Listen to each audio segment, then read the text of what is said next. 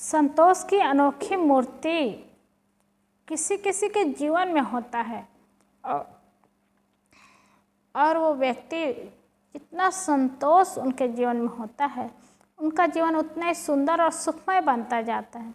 इसीलिए धन हो, संपत्ति हो, पुत्र हो, परिवार हो, बहुत कुछ हो और उसमें संतोष लाए तो जीवन सुंदर बनता जाता है।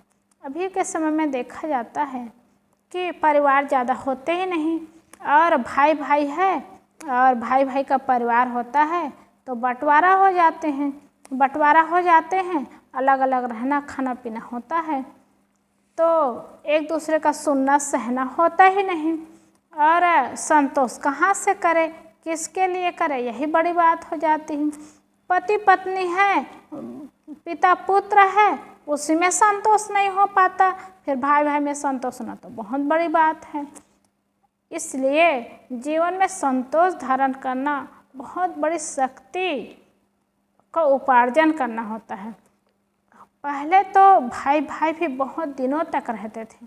एक परिवार की बात है, दो भाई आपस में रहते थे और दोनों में बहुत संतोष था, बहुत अच्छा जीवन था, बहुत सुंदर ढंग से चल रहा था।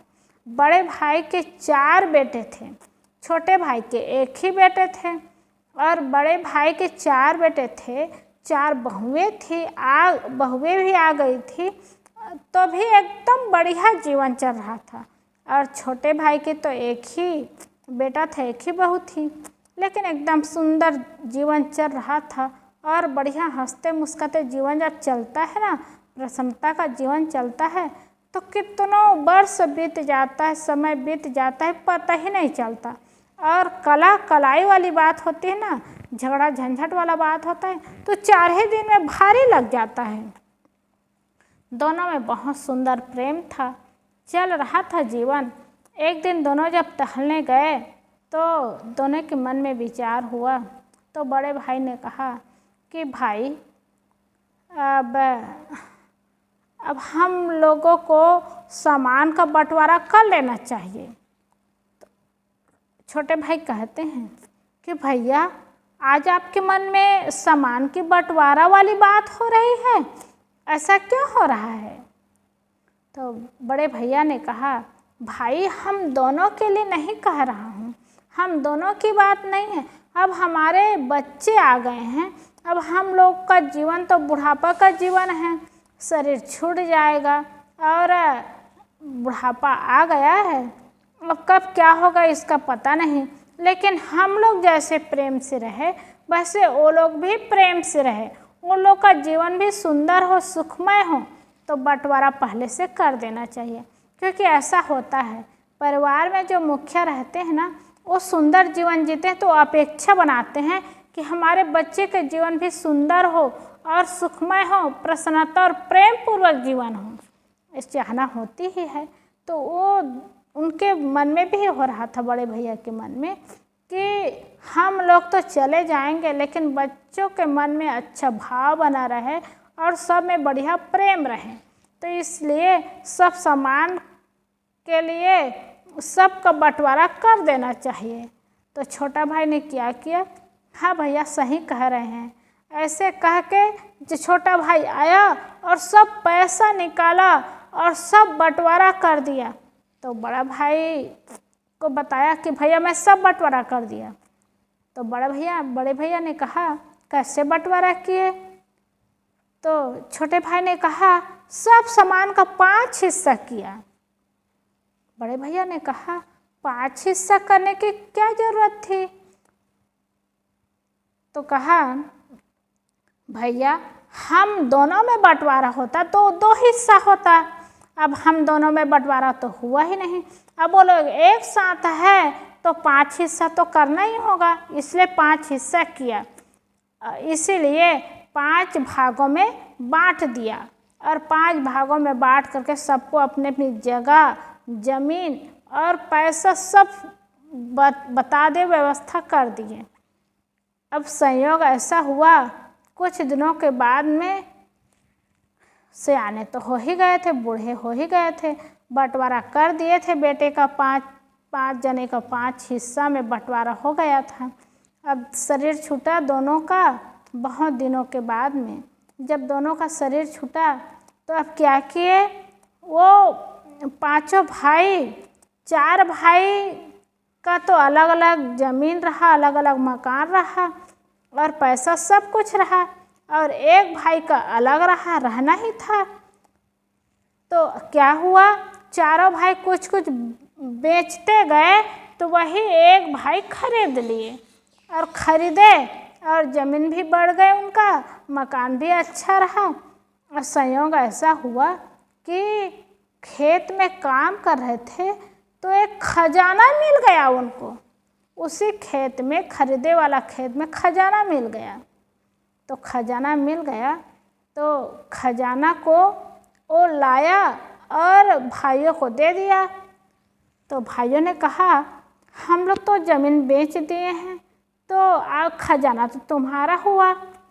तो भाई कहता है कि भैया मैं ज़मीन खरीदा हूँ, खजाना नहीं खरीदा हूँ, इसलिए ज़मीन के हिस्सेदार मैं हूँ और खजाना मैं नहीं रख सकता।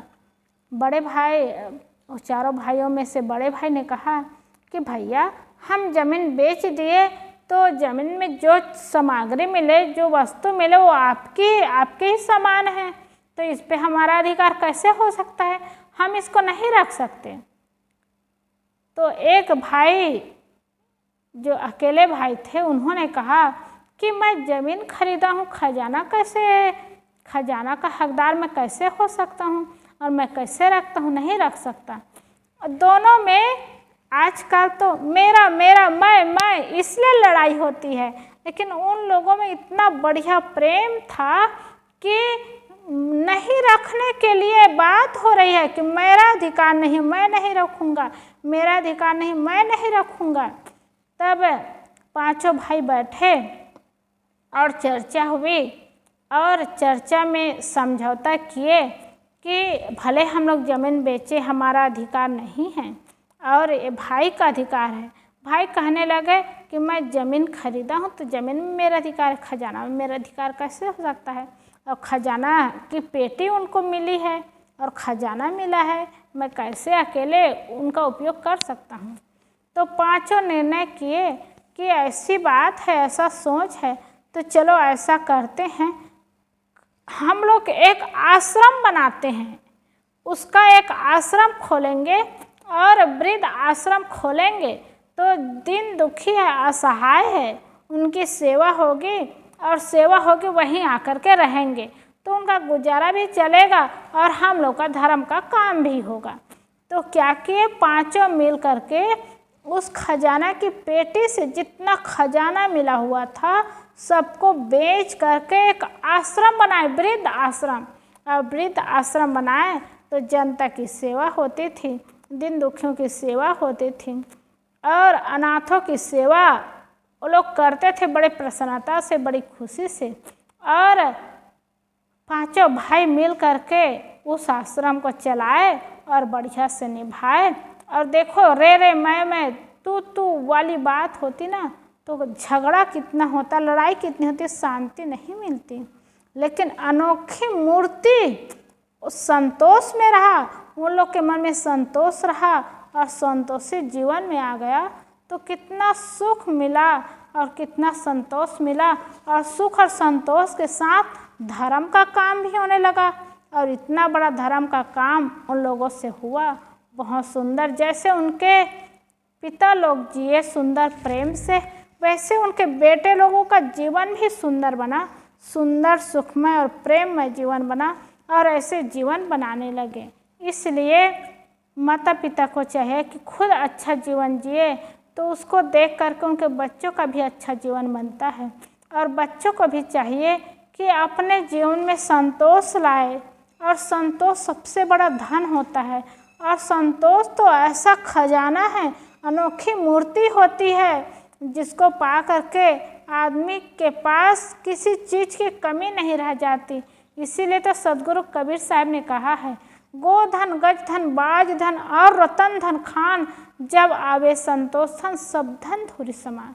जब संतोष धन आ जाता है ना, सब धन धूल के समान हो जाता है। कितना रुपया पैसा खजाना हो जाए, लेकिन संतोष आ जाता है, वो संतोष रूपी धन मिल जाता है, तो सब धन से बढ़ कर के होता है। अब उस परिवार में संतोष धन था, इसलिए सुंदर जीवन था, सुखमय जीवन था, प्रेम का जीवन था और आनंद का जीवन था।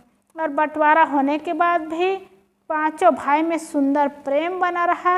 एक में रहे तब भी सुंदर जीवन रहा, उनके पिता लोगों का भी जीवन सुंदर रहा, उन लोग का भी जीवन सुंदर रहा और सुंदरता पूर्वक जीवन का निर्माण किए, जीवन का विकास किए। हम सबको चाहिए कि ऐसे सुंदर जीवन जिए तो जीवन सुंदर होता है, जीवन सुखमय होता है। बोलिए सद्गुरुदेव की जय।